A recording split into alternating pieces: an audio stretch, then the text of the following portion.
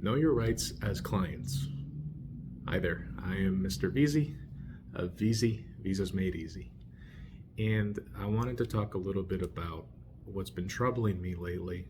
I am getting WhatsApp messages from prospective clients who come to me seeking a consultation after they've already worked with a previous attorney who submitted an asylum application or an application for withholding of removal.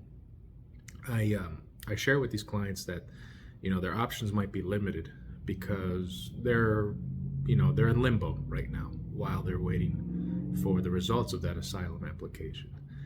And when I asked them, why are you reaching out to me in particular? What was wrong with their previous counsel?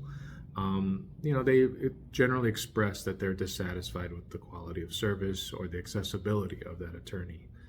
And when I asked them to provide me with more details about their asylum application, sometimes they even show me a copy, and I see the bare minimum of effort applied in presenting those asylum applications.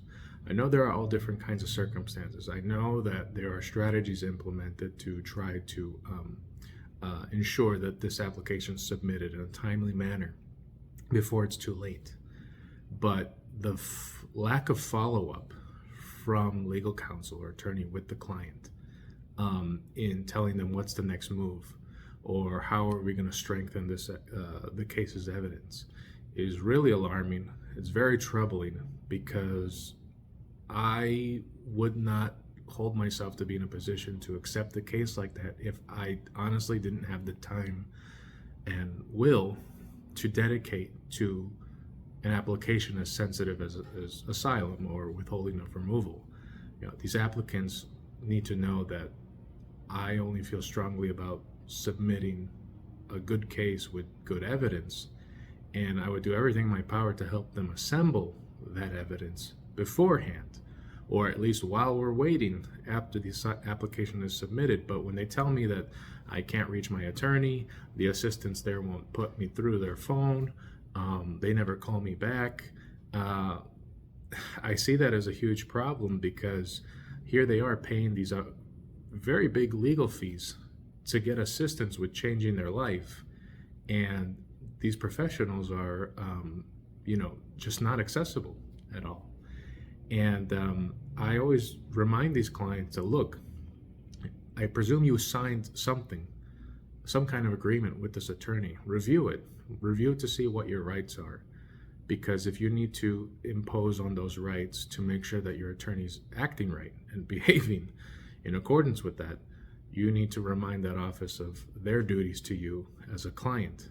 And I don't like to suggest to them to hold a bar complaint against these other attorneys, especially if they have personal issues going around and they just cannot get a message out to their clients. But they need to try very hard to do so, because especially with these kinds of cases, because there's a lot riding on those applications. And so I just want to remind all applicants out there for some kind of immigration benefit is that whoever you're working with, whatever professional you're working with, is to know your rights. Review that contract thoroughly before you sign it.